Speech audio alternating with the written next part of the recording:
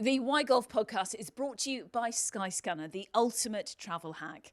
Search billions of prices on flights, hotels, and cars with one simple search. Feeling confident you'll always find an amazing deal. Hello and welcome to Why Golf, brought to you by Skyscanner. I'm here at the glorious Sunningdale Heath Golf Club, one of the most welcoming courses in the UK. Today I'll be chatting to former England rugby player and former Lions player Anthony Watson about his love for golf and why he always wants to be hitting the fairway. Let's go find him. So Anthony, you've just got back from Australia and I saw on social media the flight was 8,000 hours long. It took you a long time. Do you enjoy flying? I mean, the way out there I enjoyed. It seemed like a break from the kids, and then the way back, 30 hours was just way too long. There's not enough distractions for that amount of time. There's no joy, is there? No, there's not. What do you do with yourself? Do you watch movies? I tried watching a movie, but nothing got me interested. So Yeah. I watched like 30 minutes of one, then was on my phone, then the Wi-Fi wasn't working. No. My head had exploded, honestly. I was just done. And plain food? Yeah, no. I mean, it Did you tastes eat it? nice, but then it messes up your stomach, and Yeah. then I was just like... How much of a Yeah. treat were you to spend time with the day that you landed? The day that I landed... Did you say to your other half, I'm not going to be a great person today because I'm so tired? I wasn't that bad, you know. Oh, like, good, I tried to good. get ahead of the sleep schedule on the flight, so I tried to sleep when I was supposed to sleep according to like UK times.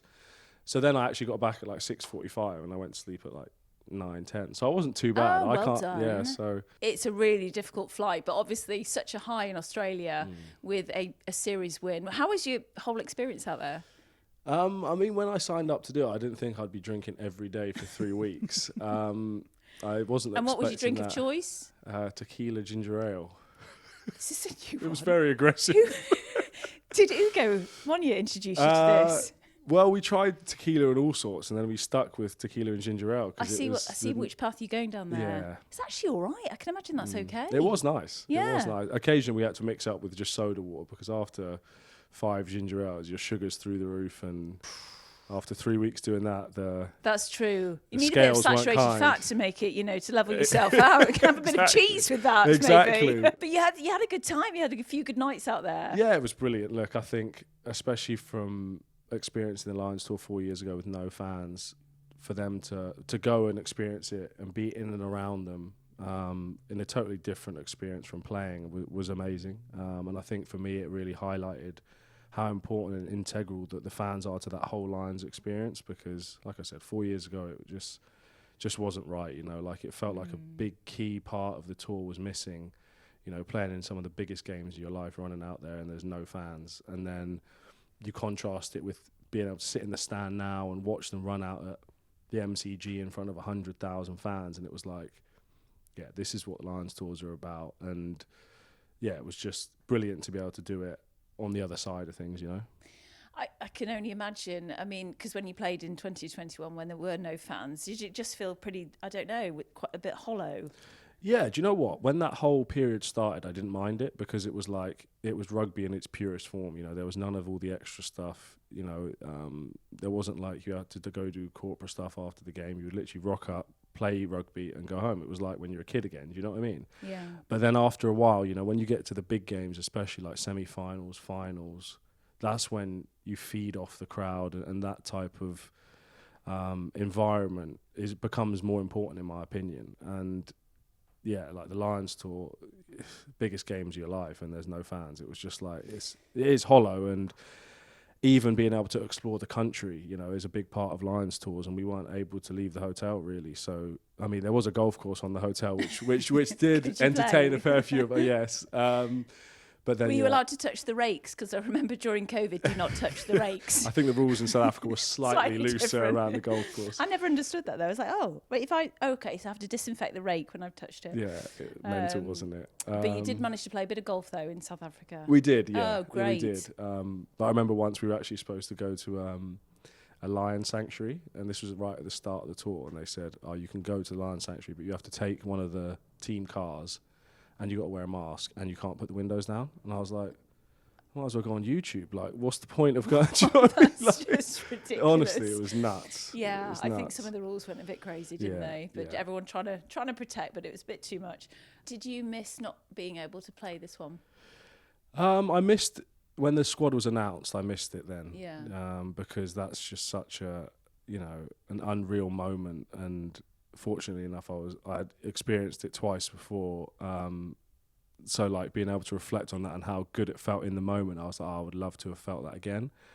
But at the same time, everyone has to retire at some point. And if I keep thinking about, do I miss it or do I not, it's just going to mess up my head. So I'm just trying to go with the flow and, just deal with every day as it comes. Yeah, I think that's a really good philosophy, though. And things have sprung up since, which is great. And you were hanging out with Ugo Monye in Down Under. He's one of your best mates, is he? Or yeah, he is definitely. Yeah, I mean, we all speak highly of Ugo. He's a great guy. He's a great guy. Yeah. Cheeky chappy. Yeah, he's 10 years my senior, so he's really old. Yeah. Ugo, you're really old. Yeah, it's over for him now. But he took me under his wing. He's obviously been in and around those environments and knows how to handle those situations. So it's because you spent a lot of time together. Considering you were together a lot in Australia, did anything about him annoy you? Did you? No, do you know what? No, but he would definitely say. I know what he would say if you asked him this question about me. He would say, one, my timekeeping was terrible, which is debatable. How late? If he said meet in the lobby at 2, I might be there at 2:05. There's a bit of a, okay. do you know what I mean? There's a bit of a flex. I was thinking 2:30 would be not great. But. Yeah. But then I was quite slow to cotton on to things. Like, for example, there was loads of fans in this convention centre and, to get a break, Ugo would say to me, look, we've got to go film something. Because he wanted to go hide for 5 minutes to catch his breath. Which is, you should clock onto that immediately. Which I didn't. I said, we don't have to film anything, mate.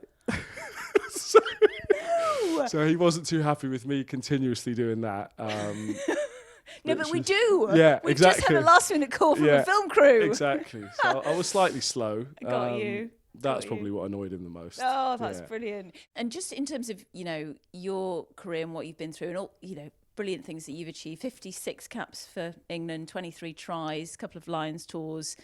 What else? World Cups? World Cup final. There we go. Reminders of the year? 2019. 2019. Yeah. Still think about that at all? 2nd of November 2019. Okay. It's ingrained. It's like literally ingrained in the brain. Yeah. But I want to highlight all the brilliant things you've achieved. And, over the last 12 months, there's been a huge change.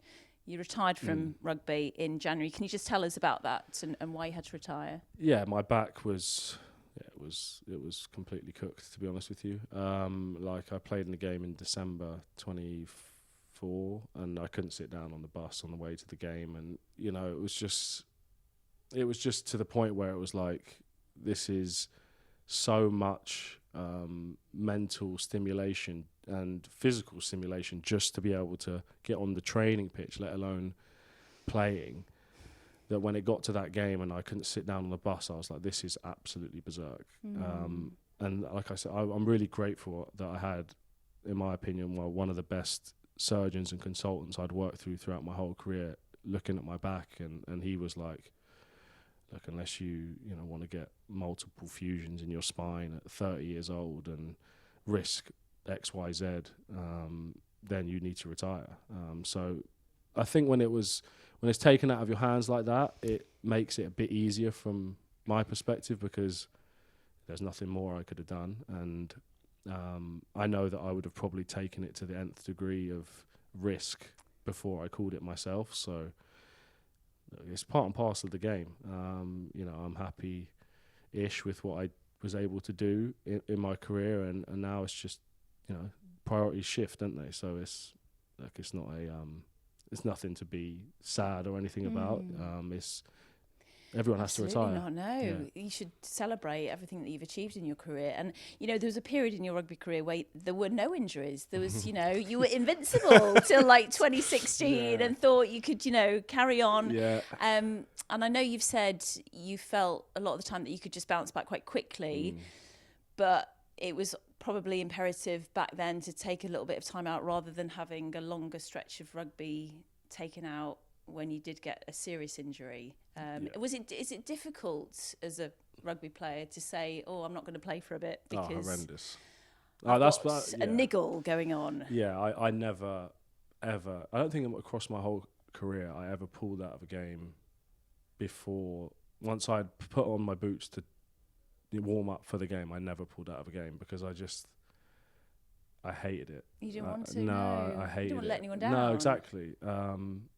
In fact, I don't think I ever pulled out of a game without being ruled out of a game. Like, I never went to the coach and said I can't play because I don't know, I felt like you said, I didn't want to let anyone down. And if you're selected to do a job, I feel like, by the way, that is 100% not the right way to do things. But it also shows what kind of person you are, the kind of dedication, loyalty to a team. And I think everyone around you knows that. They know what person you are. If you say you're going to do something, that you stick to it. So, but in sport, it's different, isn't it? You've got to look after your body. Yeah, I think if I was speaking to, a younger athlete, I would definitely try and get them to move their mindset towards, actually, you're looking after the team more by you being available next week and the week after and the week after that than risking it all for one game. But when you're in it, you just feel like the game that's right in front of you is the biggest game, when actually there's so much more to come and there's so many bigger games that follow that. I think it's just about trying to move that needle, I guess, if that makes sense. I want to keep highlighting how brilliant you are, and you should celebrate all the fab things that you've done in your career. And I know your brothers would say the same thing. You've got 2 brothers, haven't you? Yeah. And you're the middle child syndrome at all? Definitely, 100%. I'm not ashamed to say what does that mean? What defines middle child syndrome? I think the oldest... I'm the baby of 4, you see. So you? I can tell you about being the baby. Okay. Yeah. I think the oldest gets all the privileges, especially in a Nigerian family. The oldest, whenever an uncle comes over, they used to give you some money. All right. Yeah, which was obviously really nice. So the oldest Marcus would get £100. Amazing. Great. Middle child, get £100. No. Middle child, you get 20. No. Youngest, you're getting a £5. Oh no! I swear, it's ruthless like That's that. Not fair. No, I know. No, I would feel, hard done by. Yeah. Really hard done by. Were you saying to Marcus, can you, No, there was no chance. And then the youngest, obviously, he gets all it's never his fault. He never did anything wrong. So I've either got to fight up or fight down. And really? I just fought both. Did you get into lots of trouble? I did get into a lot of trouble, to be fair. I wasn't horrendous. I wasn't great at... My concentration span was never the best. And so at school, I was regularly sent out. Were you?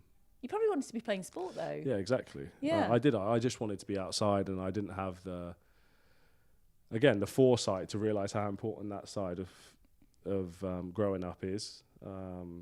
Luckily, I managed to turn it around. I wasn't horrendous. I was just like, not class clown either. I just couldn't sit still. Wanting to do other things. Yeah, totally. yeah. But also, I think you need really good teachers as well. Sometimes you get a bit bored in lessons. Yeah, I definitely did. Exactly. Can you stop talking down at the back? Quite a lot. I was like, oh, sorry. Oh, yeah, I am. And now I work in broadcasting, so I can talk a lot, which is great. So perfect transition. Maybe it was telling the teachers something. Absolutely. But what was it like growing up in your family? I know your dad was away quite a lot, wasn't he? And your mum did everything for you, for all of you, driving you left, right and centre. She gave up a lot. Yeah. My mum held it down.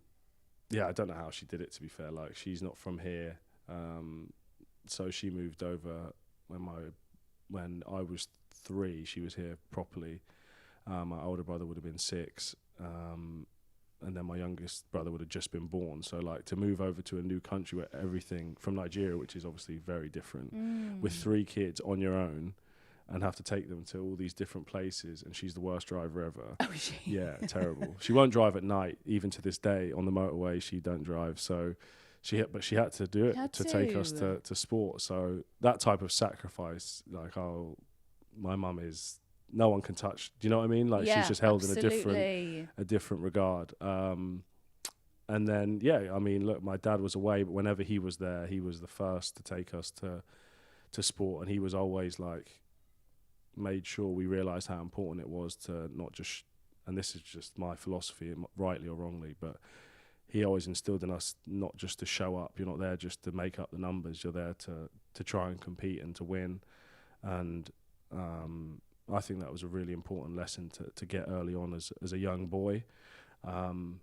yeah, he was amazing. Yeah. With your mum, you obviously learnt that, she was willing to give everything, which is what you are as well. Do you speak to your mum a lot and your dad still? Oh, 100%. All the time, I every speak to day? my mum every day. I mean, she lives 10 minutes down the road now, so it's absolutely perfect. If I don't speak to her, I'll see her. And if in Australia I didn't call her for 2-3 days, and she was absolutely fuming. What's her name? Vivian. Vivian. Yeah, Vivian, I'm going to make sure he calls you. And then my Call dad. her after this. Yeah, 100%. But then my dad is like, I don't know. He's almost like my best mate now. Like I'd call him for any advice on anything. Yeah, I mean, he's still always my dad, isn't he? But he's just as much one of my closest mates as he is my dad, So that's so lovely. And what's he said about your sort of life after announcing your retirement, and how have you found it in terms of that identity? Because a lot of sort of sportsmen and women, when they retire, it's like, what is my identity now? Yeah. And do you feel quite comfortable with it? Yeah, I do feel comfortable with it. I mean, my dad was one of the ones who was pushing me before the surgeon even said it. He was like, you really need to start thinking about this, because he obviously saw how much pain I was in, and with 2 kids at home, he was like, you can't keep risking your future. He said that there's 2 things in your body you can't really mess with. One's your back, and obviously your brain, your head is the other one. So I was like, kind of got to think about that. But in terms of the identity piece, look, I think that, people talk about athletes being forced to retire as like mini deaths type thing, which is obviously a bit aggressive. But if that's the case, then I feel like I'd almost died like 10 times because of how much rugby I missed, being injured. All the things that come with retirement come with being injured as well. People forget about you. You're not in the limelight. You've got to kind of reshift your focus. So I kind of had dealt with that so many times that I know what this feeling is like. Do you know what I mean? Yeah. And I just think that, rugby or sport in general is just such a small part of who you are, even if you are a professional, that to let it consume you and that's all you're ever going to be, I think is so short-lived and almost pointless, to be honest. The Why Golf podcast is brought to you by Skyscanner, the ultimate travel hack. Search billions of prices on flights, hotels and cars with one simple search, feeling confident you'll always find an amazing deal. So throughout your rugby career, I'm sure golf crept in there, because it seems like lots of rugby players like to go out and play 18 holes. When did you first start playing? It's funny because if you told me 10 years ago that I'd be playing golf, I would have said absolutely no chance. Oh, really? Yeah, no. I said, what are you doing going around hitting the ball for 5 hours? Like, no way. And there was around a field, exactly, trying to get it in a hole. Yeah, ridiculous. No chance. And I remember when I was at Bath, one of my good friends, Matt Banhan, used to always leave training. Like, he was the first to leave to go play golf. And I was like, mate, how the hell are you, like, this is your job and you're leaving to go play golf. Like, come on. And anyway, when I moved to Leicester, I ended up like Matt Banner. I was leaving training to go play golf as well. When it gets you, it gets you. And it does, yeah. Yeah, it was in COVID I really started first playing because it was, the first thing that opened up that you could do with your friends. And, we spoke about Tyrone earlier. He took it up at the same time. So it's always been like me, Tyrone, and one of our friends plays off scratch. So it's us 3 have been playing together really frequently since COVID, and great. That kind of friendly competition between us 3 is what's really got me fully into it. And now it's just like, everyone's just battling against each other. Well, Mike's off scratch, so he's flying, but yeah. And what's Tyrone off? He's pretty 14 decent. to 16. Okay. It depends on whatever he wants to come with. I remember his golf swing. Yeah. He's got a nice swing, to be fair to him. It's lefty. not bad. He's a lefty, isn't he? Yeah, I remember the Brabazon course, playing the 10th at the Belfry a couple of years ago. He had a few goes. I think. But no, really great. It's such a great pastime if you're a professional sports person, because you can just go out and play with, those from other teams. So you've got a good sort of group of mates now. What's your handicap? 14. You're pretty good. No. Yeah. Well, you saw the... Well, actually, it was exactly. It was good. No. It was good. No. When you've not, I've played since I was little. I think you've got that still I can have some really awful rounds, but you've got that ingrained sort of swing in your mind. Whereas a lot of my girlfriends have taken the game up later. It's hand-eye. If you've got hand-eye coordination, it helps a lot. Yeah. But to actually be able to hit the ball to start with is pretty difficult, Yeah. isn't it? But when you do hit it, the joy of hitting a good drive. Oh, it's the best feeling in the world. Isn't it? Yeah, and it keeps you coming back. It keeps you coming back every time. Like, I don't know, I could shoot 118, but if I birdie the last, That's it. I'll be booking in at 7 a.m. the day after. 100% for that one shot. Yeah. It's always chasing it, isn't it? What's the strength to your game? Your putting, short game? I would love to say one of them, but honestly, every day is different. It's different. Every day is different. Well, more which one's the worst, to be honest with you. Like and you played with Laurie Cantor recently. I did, yeah. And what did he say about your game? He tried helping me, to be fair. I mean, he's a brilliant guy. And I think, yeah, he absolutely flew that day. He was 12 under and he barely broke stride. And Wow. I got the shanks after about 15 holes and literally couldn't complete the last 4. And he was still trying to help me, still trying to, I'll just drop one down, mate. Try this. And it's awful when someone's watching you and they're trying to help you and you can't be helped. Let alone when they're a professional golfer. He just wanted to get in and flip it and get into the gym. Totally. Like, this is his job. Get away from it all. Yeah. But no, it was brilliant. Awesome. And I'm just thinking about rugby, golf. Is there anything that rugby could learn from golf and what golf is doing right now? Coming up with lots of fun events. It seems like the game of golf is growing left, right and centre. Yeah. And we've got these new platforms for it. You can go into London and hit shots in a simulator. Do you ever do that? I've played the simulator around here a fair bit. I think when the winter comes, I'll be there.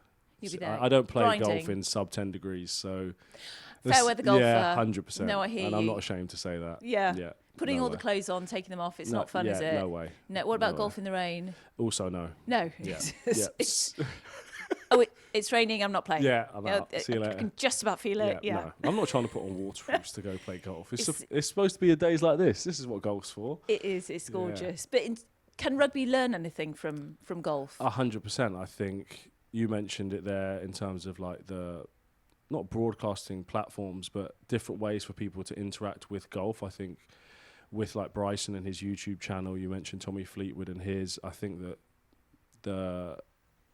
the way of, I guess, communicating with the younger fans, I think golf is doing that better through YouTube and things like that. And random challenges, Bryson trying to hit it over his house, stuff like that. That's just so gets good, people isn't it? watching it. Do you know what I mean? And not in a way that feels like it's forced. It's just authentic and this is real.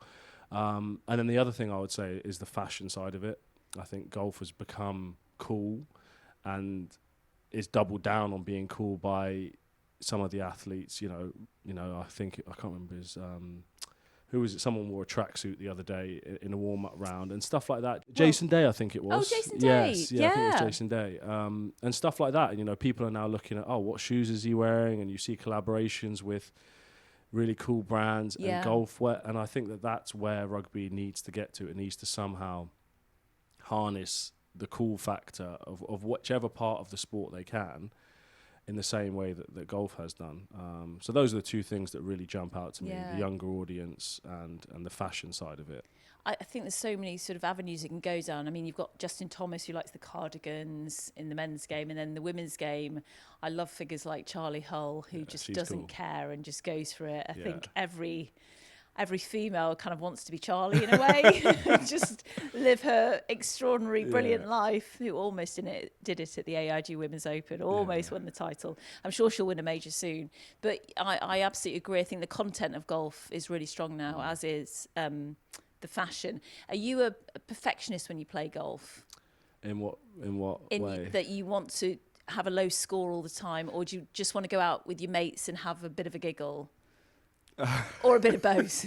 It's definitely a bit of both, but the one thing I can't deal with is playing bad with your mates and then getting roasted by them in the WhatsApp group afterwards. Like, that is one of the most painful experiences in the world. I wouldn't wish that on my worst enemy. But that's what it's all about, isn't it? The banter and actually that community of you feeling part of this WhatsApp group, even if you may be the butt of all the jokes that time. Yeah. Hopefully you're not every time. It's a Oh, good, God, it's a you good are. 70%. Is it? Yeah. How far do you hit your driver? No, honestly, I got no idea. Because most people say, oh yeah, 300. Nah, I would love to say 300, but Mike, the guy, you know, who I was saying is off scratch, he's flipping 5'8" or whatever it is. Yeah. And he outdrives me, so Does he? that's a real painful one. It's all technique, Anthony. Exactly. Who's coaching you at the moment? A good guy called Mark at Custom Golf Works, actually just round the corner from here. Oh, great. He's been amazing to Mark's be fair. doing a good job. A brilliant job. Yeah. But once, actually, this is a funny story. When I first started playing golf in 2021, I once got refunded a lesson. Okay. He coached me and he said afterwards, I've not helped you at all today, so I don't want to take any payment off you. That was an all-time low. This is what Mark said. No, this isn't Mark. This isn't Mark. No, Okay, no. this is someone else. Yes, this is someone else. Can we Early name doors. him or not? I've actually forgotten his name, Oh, God. unfortunately. But He said, I've not helped you at all. Yeah. What did he do? I don't know, but it was 45 minutes of absolute suffering. Was there any joy in it? Yeah, the process is all joy, isn't It's it? all joy. It's all joy. I've literally never heard that. No. But I do feel sometimes when I have a lesson, I go backwards a Yeah. few steps in order to go forward. Like changing any part of your golf game is so different. Have you found that though? Oh, Because it's a 100%. stationary sport when you're over the ball. Rugby is obviously very reactionary. So what have you learned about yourself playing golf? Oh my God. The patience is just different level. It's actually, again, like my psychologist that I worked with throughout my rugby career was like to me, you know, you'll learn a lot from playing golf. And I was like, mate, that's not happening. And now he was like, oh, and some of the stuff that you know, have learnt through playing rugby, you'll start, you know, using in your golf game. I was also like, nah, it's not going to happen because I'm never going to take up golf. And now I can see what he means, like between good shots and bad shots, how you know, because obviously you've got, 2-3 minutes between shots, Yeah. you know, how you mentally deal with either a brilliant shot or a bad shot or whatever is probably the thing I would say I've kind of, the more serious I've taken it, that's what I've tried to like kind of. It's I think it's a real test of character. And you do dig deep on a golf course, especially when it's not going well. Yeah. I've played in a couple of pro-ams where people have sort of turned to me and said, I thought you were quite a good golfer. And you're like, oh gosh, today is a really bad day. It's a low day. Yeah. And then you can go out and play brilliant golf. I know, the day and after. It flips so quickly. Yeah. And to be able to take it, I think golf is like a life lesson, Yeah. every hole you play. Yeah. And you go on that journey, don't you, with those that you're playing with. Yeah. And I bet you can remember really special times on certain holes on certain golf courses with mates. Oh, 100%. Yeah. I mean, we played Where's cool that you've played? Played Marco Simeone this summer. Amazing. Ryder Cup 2023. Yeah, and we had to go up and down. I think it was 10th hole because it was we played the day before and it was finished all square. So basically had to finish out, you know, which pair is going to win. Right. And so we basically went up and down 10, you know, after playing 18, maybe 3-4 times to decide who won. And eventually we won, and it was the best feeling ever because I knew that I could roast those other two for the rest of the time we were in Italy. So it was amazing. That was brilliant for sure. Oh, really lovely. It takes you to different parts of the world, doesn't it? And I'm trying to get you in a pro-am that you don't... You're not sure if you're going to play it. Well, if I'm playing, I just hope that the spectators sign a waiver. Just move away. Because anything can happen. Anthony, why do you think so many sportsmen and women turn to golf after their careers or during their careers as well? Well, I think during your career it's because it's a way to completely take your focus or brain away from your day-to-day worry or anxiety or whatever you might be feeling about, you know, playing, training, whatever it may be, and just having 4 or 5 hours of just, I guess, relaxing, but it's not really relaxing is it sometimes, but, you know, it just gives you something to completely focus on that's not, you know, your sport. And then I think, you know, once you've retired, for me anyway, I think that this is my way of still trying to compete. And it's not me against anyone. It's me against me, trying to be as get as low as I possibly can, I'll probably absolutely never be happy. But I think that's where people find joy. And like you said, going to different places, talking about golf courses. I think that, now I find myself within, the first 5 minutes of meeting someone, we can talk about golf, and it just leads you on to so many different things. So I think it breaks down barriers, and it also, a lot of people find commonality, if that's a word, in golf. And that's just a nice thing to have, I think. Yeah, and meet people from all different walks of life who you might not necessarily meet. No, exactly. And share stories. Yeah, yeah, 100%. It really brings people together. It's such a gorgeous game, and I feel so privileged to be part of it. My mum introduced me to golf when I was 6, when I was tiny, and I had a wooden 7-iron that I used to go around the golf course with, just one club, really, and a putter. Nice. Yeah, she wasn't being cheap. She was just trying to teach me something. So and then actually, did it work or not? It did actually. Did it? Okay. It did, because I got really good with this wooden 7-iron. Oh, nice. Like really good. Not saying I'm Sevy or anything. Who was on the beach without a club, but no, it was, and met a group of friends at a young age through Cheshire Golf that I'm still mates with, which is lovely. Right, Anthony, it's got to that point in our podcast where we're going to ask you some clubhouse curveballs. Okay. 3 quickfire questions. Are you ready? How quickfire are these? One word answers? No, they're quite slow. Okay.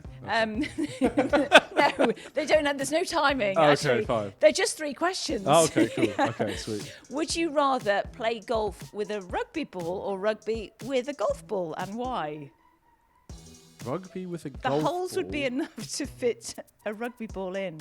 Would you rather play golf with a rugby ball, so whacking a rugby ball with a golf club, or playing rugby with a golf? I think I'm going to take rugby with a golf ball. Yeah, and I'll tell you so. why, because imagine teeing off and hitting the rugby ball, and the way it bounces, Peanut would go middle of the anywhere. fairway, but now you're in the rough. Oh, that's so very well done. You Yeah. thought of that quickly. Yeah. That was quickfire. Yeah. If you could win one of the Open, the Masters, or the Ryder Cup, which would you take? I think it's got to be the Masters. Really?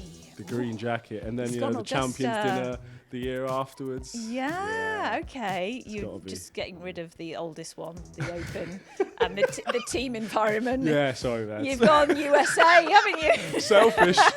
Selfish. That's fine. What would your Champions dinner be? Nigerian food. Would it? My mum's Nigerian food, yeah. That's so cool. Give us an example. What does she cook? It's called a goosey soup. It wouldn't go down very well, but I would love it. Would you? What's in the yeah. goosey soup? It's like melon seeds in a soup, and then Yeah. you've got like pounded yam, and you use your hands to scoop it up. So that sounds pretty healthy as well. no, it's not. Oh, okay. So some. It's very heavy. So some. Oh, is it? Yeah, very Okay, heavy. I'm going to Google that when I get Yeah. home. What's the most unique thing we've found that would be found in or on your golf bag when you're playing a round of golf? I've actually got it must be, I want to say 60 years old, 50, 60 years old, golf ball. My granddad's golf ball is in my bag. That's so lovely. Yeah, I found it when I wasn't playing golf, and I kept it, and now I play golf. It's in there. You're never So going to use it though. Oh, absolutely not. No. I'm feeling like it's giving me good luck, but it might have to go pretty soon. Okay. Sorry, Granddad. What? Sorry, Grandad. No, it's Yeah. not bringing me any luck. What's numbers on it? Do you know? Do you remember? I don't know, but it's a Dunlop Warwick. So it's an Wow. old. I mean, if you see it, you'd know it's old. Probably be difficult to play Old. with. Yeah, yeah. Oh, I need all the help I can get, so that's staying in the bag. That's staying in there, but you think Yeah. of your granddad. Yeah. What snacks do you have around the golf course as well? Depends what mood I'm in, but you can't go wrong with those chili nuts. Oh, yeah, they're lovely. amazing. Our producer's nodding. yeah. Yeah, likes the chili nuts. Exactly. That's Yeah. my go-to usually. Bit dry, I'd need a drink. Yeah, 100%. Chase it down with a Guinness, laughing. Guinness. Yeah. Or- As you can see, my nutrition has gone to absolute. I did have to laugh actually at your Instagram story saying one protein bar was going to cure 3 weeks of drinking alcohol in Australia. Yeah. As It focused on liver health, so I was hoping It did. was It said liver, exactly. didn't it? Yeah. Liver clear or Yeah. something. Well done, you. Oh no, you did a lot of hard work down there as well, and I'm sure they loved having you. Before we go, Anthony, I just want to ask you one important question, which you have answered to quite a big extent, but once more, why golf? Why are you part of the golfing community? I think from a from a purely individual and kind of selfish perspective, first and foremost, I want to see how good I can be at golf, because it's such a challenging sport. You know, like you said, one day you can play amazing, the next day you can play terrible, and I just want to see how far I can take it almost. Do you know what I mean? Yeah. And, you know, I'm fully addicted now, so I don't have much choice. But then the other side of it is obviously, you know, being able to escape for 4 or 5 hours with some of your closest friends, and sometimes, like you said, meet new people out there. It's go to amazing places to play. I think it's just, it covers off so many different things that, you know, I can fully understand why I'm addicted and how people can get addicted so quickly, because it's just an amazing sport. So true. Well, thank you for being on Why Golf. No And I know you're a problem. big Victor Cruz fan as well. I am. He's been yeah. on the show. Do you want to I've say a quick heard. hi to Victor? I've heard, yeah, Victor Cruz, you were the man at the Giants, mate. You got me into it, so shout out you. Awesome. I'm sure he will reply because he does listen. Really? Okay. Thank you. He's honestly such an awesome bloke, Yeah, as you know. yeah. Really lovely. And I've seen a man just go past on an electric scooter with his golf bag Oh, on the yeah. front. I need one of those. They're amazing. We're open for any suggestions. If Yeah. anyone wants to send us one each, that'd be Perfect. great. Yeah. Anthony, you've been great fun, and I really hope to see you on the golf course very soon. Thank you, Di. Thanks so Appreciate you. much. That's it for today. Don't forget to subscribe on your favourite podcast provider, and we're available on all the social media channels as well. We'll be back very soon. This is Why Golf, brought to you by Skyscanner.